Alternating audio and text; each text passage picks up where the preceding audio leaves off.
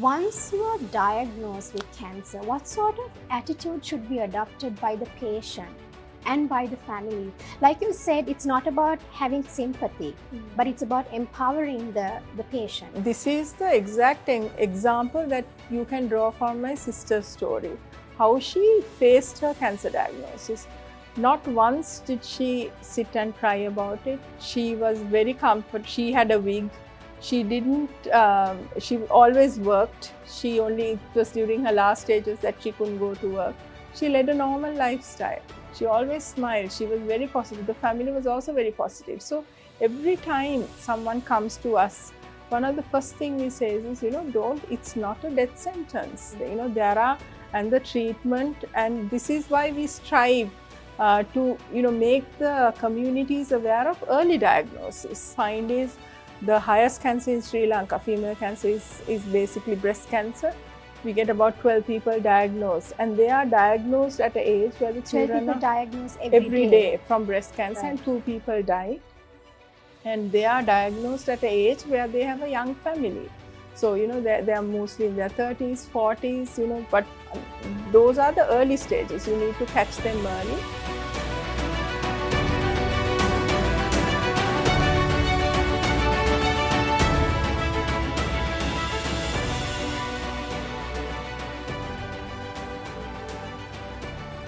Welcome everyone, you're watching Conversations with Alanki. I can imagine but cannot fully comprehend the pain of someone being diagnosed with a terminal cancer. How should one deal with it? How is it perceived in Sri Lanka? And more importantly, how should a loved one deal with loss? Today I will be in conversation with an incredible lady who lost her sister to cancer, but who used this experience to provide a remarkable service to many who have cancer. Today, I'm happy to be in conversation with the wonderful Dr. Lanka Jayasuriya Dissanayake, who in her own words will share her own experience of loss, grief, and about the Indira Cancer Trust which she launched. Welcome to this conversation. Thank you. Thank you so much for agreeing to have this conversation. I've had so many conversations with different guests so far, but I've been watching the work you do and how much you accomplish in such a short time, and I must say it's very touching and very impressive. Thank you. So I'm sure this will be a special conversation. Before we talk about the Indira Cancer Trust in depth, can you tell our audience about what really inspired you to embark on this journey? Actually, the whole effort was started by my father. Mm-hmm. The experience stemmed as soon as my sister passed away. And also it stemmed because of the care, the love, the concern she got, and the support we got as a family. She was diagnosed with breast cancer in 2008. She fought the disease very bravely. And then the cancer came back when she was pregnant with her second son. And at that time, she didn't want to go through any treatment during her pregnancy. So soon after she had the baby, she started chemo.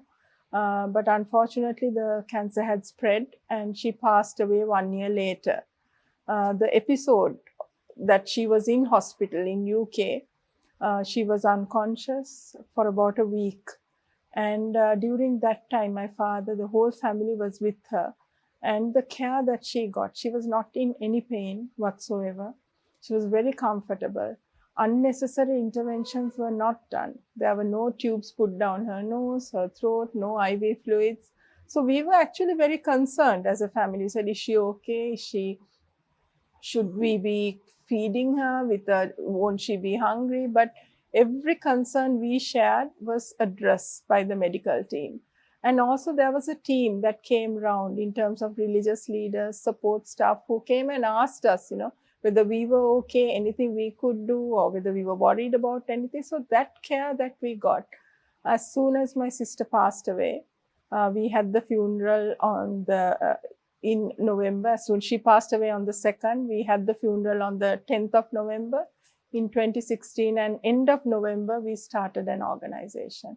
And my father was determined. He started this because he didn't want any family to go through what he went as a father.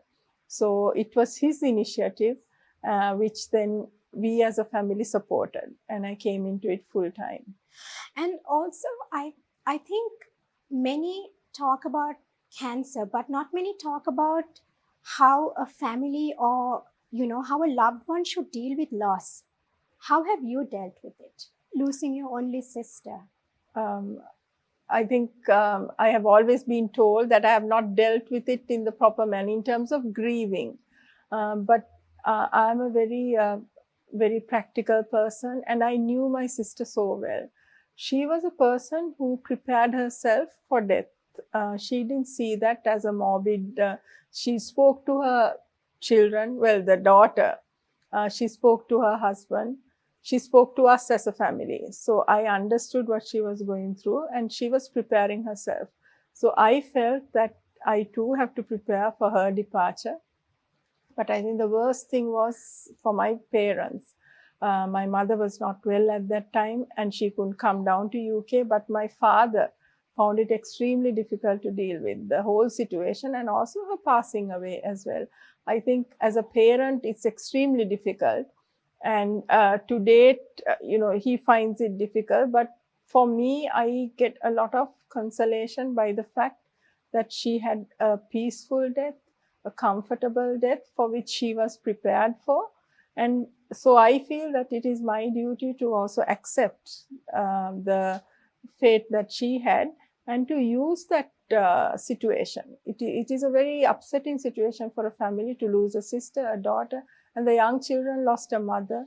Then her husband lost a wife. With all that, we have converted that grief into something positive. So every single day when we help someone, it gives me as her sister, and I always pass it on to my father as well, that grief can be converted into something positive, and that we are helping someone else, and we are helping families to cope with it.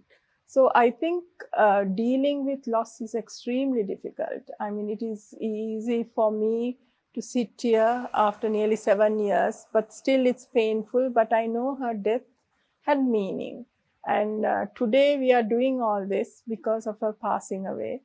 And so I think something positive came out of it. And I always feel if she was here, I mean, she would be so happy, because she's a very giving person. She has always been that.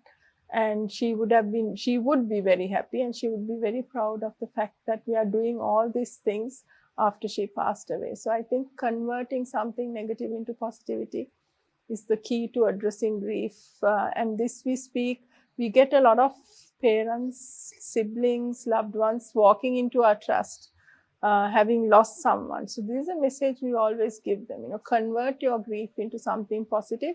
Do something else for someone else. That gives an immense amount of satisfaction, happiness. I mean, something that words cannot describe. So I think that is therapy in itself. Absolutely. And would you like to tell us about Indira's story and what it has taught you so far? I mean, not just her life, but about this journey you embarked on. What have you gathered from it? I think as a person, I've been I'm a doctor for the last 25 years. And I've been fortunate enough to have had the opportunities to work in different sectors. The government sector, private sector, then the UN. My last appointment was at the WHO. Out of all these experiences, I think what I do now matter to me the most. So since my sister's passing away, I personally have gained a lot in terms of being able to do something for the community. And also grief is something, having experienced it. This is what my parents, everyone mentions, is that after experiencing it, you understand what another person goes through. So we do, when someone walks in with cancer, or when a family member speaks to us, we understand what they go through. So that's very important, because that is what you call empathy. And that helps us to help them more. And cancer is not something that should actually invoke sympathy. This is a mistake that we always do. I think in Sri Lanka, we always use the phrase "ane pau." We say, no, don't, it's just another disease, you face it, but you help that person to get through that difficult time. So those are the things that I think most of the lessons that we have learned from this whole episode. That's amazing. And let's focus a little bit about the Indira Cancer Trust. What are the, I mean, I know there are many services provided, but what are the exact services provided which would benefit our audience who are watching it? The beauty of the organization is also now, if we had had this interview, say 6 years ago, I would tell you we have about 2 or 3 programs. But today we have over 23 different programs. So it's a process of evolution. We didn't come in as an organization and we didn't start programs haphazardly.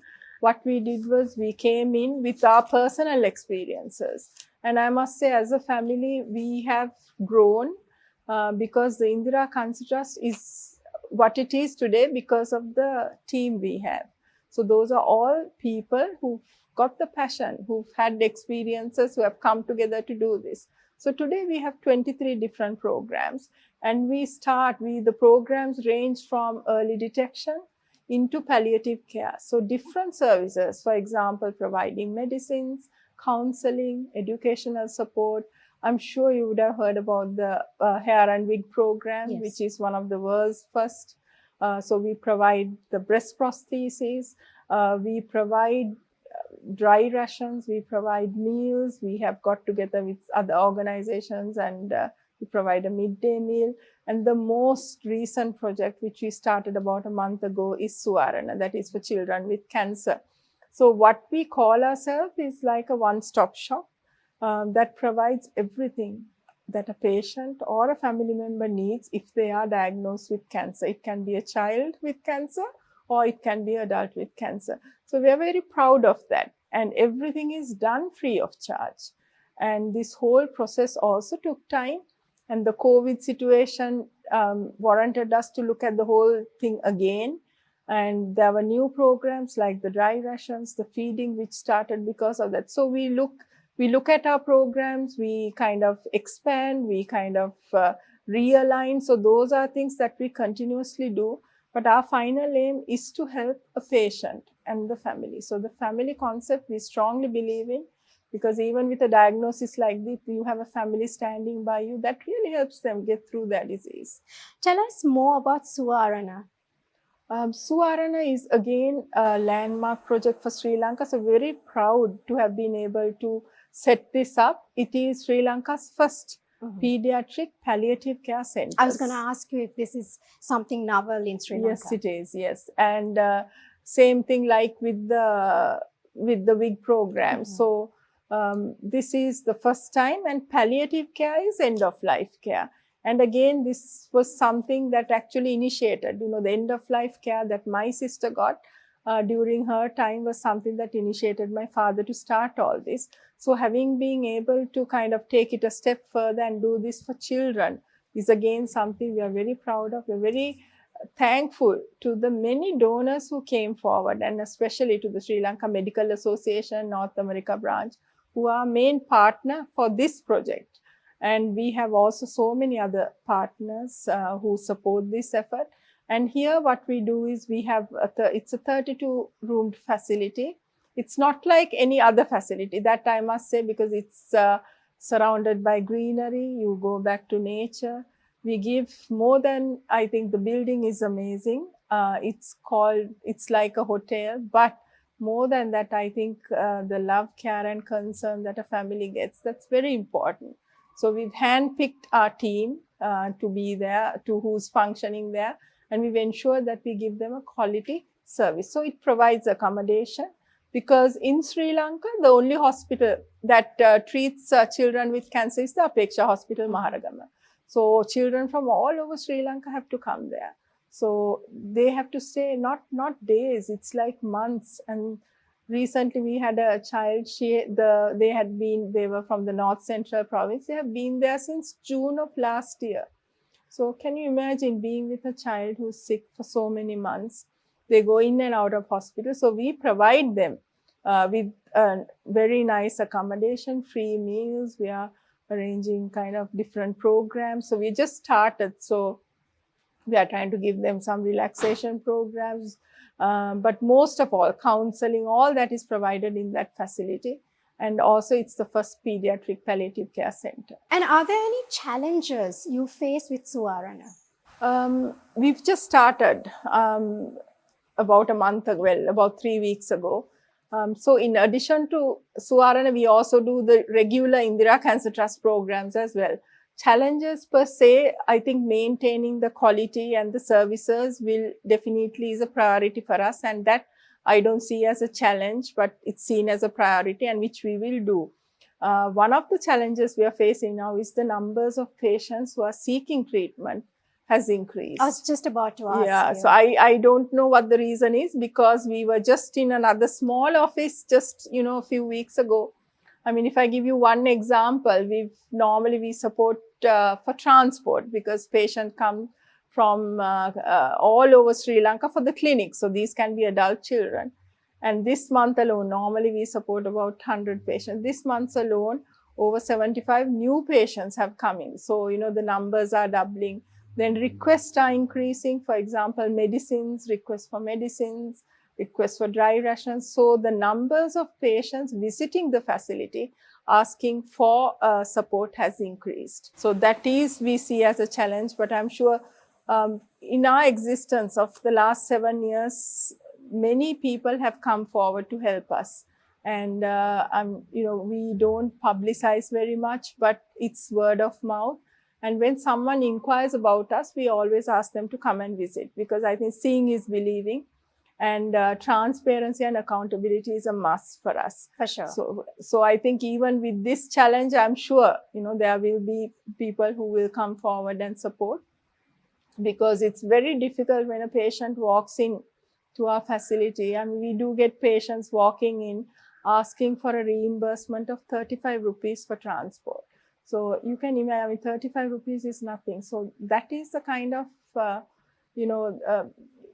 level of need that is there on ground. So it's very difficult to turn someone away. But also we don't have unlimited funds. So though there are limits as organizations, but I'm sure we will be able to support as many patients as possible. And I'm sure, the system will also will be streamlined a bit more, so that more medicine availability are there in the government sector, so that the requests will become less. I hope so, because you've dealt with so many cancer patients by now. You would have seen their families. So I think we need to talk about something very important. There's a lot of stigma attached to cancer and towards cancer patients. How do you feel that cancer is perceived in Sri Lanka? That's such a good question. And also, as an organization, as we help patients, we are trying to change the attitudes towards cancer. Now, if you take the example, if someone is diagnosed with a heart disease, diabetes, it doesn't carry the same negativity as it does if someone is diagnosed with cancer. So why is that? I mean, why is cancer perceived as an illness of, if you have cancer, you die. If you have cancer, you get an image of a person without hair. It's so many, there's so much of stigma attached to it. And it should not be a disease that invokes sympathy, as I mentioned earlier, but a disease that we should support patients to develop themselves and stand on their own 2 feet. So the stigma that is carried around the diagnosis has to be changed. Now, this you can't do overnight. But I think, we have to do some activities so that even if someone has cancer, if someone walks around on the road without hair, they are able to do their own thing without being commented upon, without being frowned upon, or because the ground situation now is that we see patients coming into our facility. When they come in for a wig, a lot of people think that, okay, why are you all giving wigs? It should be medicines. But wig is also important, because society carries so much of stigma that if you have cancer and if you don't have hair and you go out, you get a lot of, you feel harassed as a patient.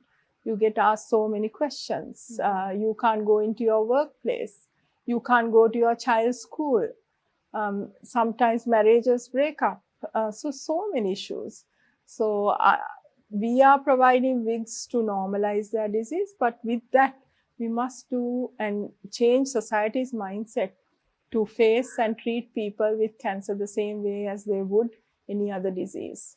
And also, another important question I wanted to ask you, since you would have dealt with so many who are living with cancer, once you are diagnosed with cancer, what sort of attitude should be adopted by the patient and by the family? Like you said, it's not about having sympathy, but it's about empowering the patient. Yes.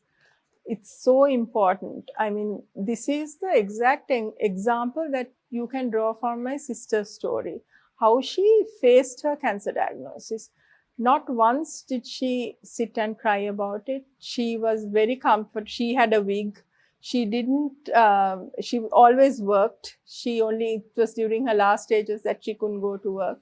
She led a normal lifestyle. She always smiled. She was very positive. The family was also very positive. So every time someone comes to us, one of the first thing we say is, it's not a death sentence. And the treatment, and this is why we strive to, make the communities aware of early diagnosis.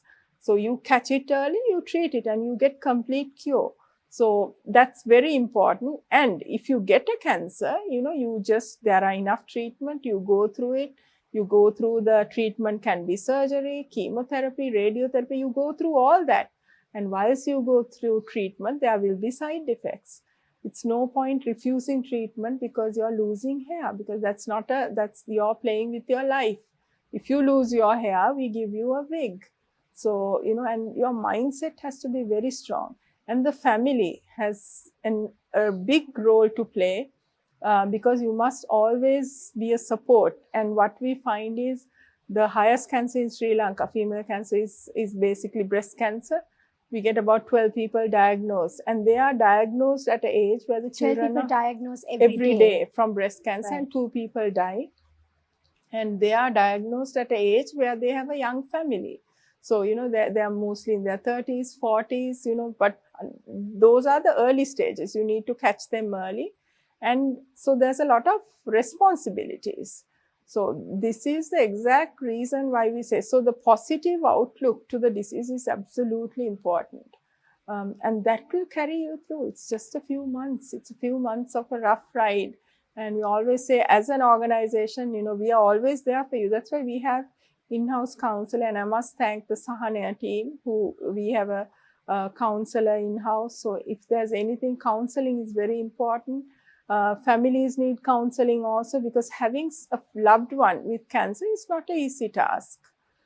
So you need to have a support system, and families should be there to support this short time. It's a short time, but you need to address it with a very positive mindset. Right.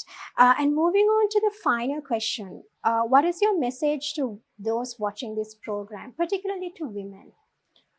I think the first message is, as a woman, because we see so many cancers, and the cancer we see the most is breast cancer. The first message I would say is, please examine yourself monthly. We have this program called TLC, Touch, Look, Check, yes, where every woman over the age of 20 years have to examine themselves and their breasts and see whether there are any changes. That's a habit which I think, if inculcated, we can reduce the chances of, aggressive treatment and all that. So that's the first message as a woman. And the second message is, if you, and that also goes to the men out there as well, because every man has a woman in there. Basically, it could be their mother, it could be their wife, sister. So they should look after the women in their life. The men should, and I think should encourage them to also do the TLC, the monthly breast check, which doesn't cost any money. It's just a habitual thing. And you can get it all over the internet. Indira Cancer Trust does a lot of programs as well. So that is some information which they should seek out and try and do. Then the second point, if you do get diagnosed with cancer, please understand that it's not the end of the world. There are so many treatments available. There are so many things that can be done to get the cure. And number three is, we as Indira Cancer Trust, the whole team, we are always here to help you in whatever way possible. One of the things we have is also the helpline, which is operational every day. So that's Sri Lanka's first helpline for cancer, from 7 in the morning to 7 in the evening. So that is also something anyone can call us. And we are there to support. But it's because things happen in life. So things that cannot be controlled. And sometimes if they do happen, I think it's very important that you, your family, your friends, face the situation with a very positive mindset. And I'm sure, you come out and we have so many happy stories to say. So it's not sad stories. There are many happy stories, and yours could be one of them. Thank you. That was an incredible conversation. Thank you, Mrs. Jayasuriya. Thank you. Thank you, everyone, for watching. I do feel this episode was insightful and heartwarming. Often in life, we lead very hectic. We have very hectic schedules, and we may get carried away. And most of us often live for ourselves. And I have to say, I'm guilty of that too at times. But it's very important to lend a helping hand to others who may need it as well.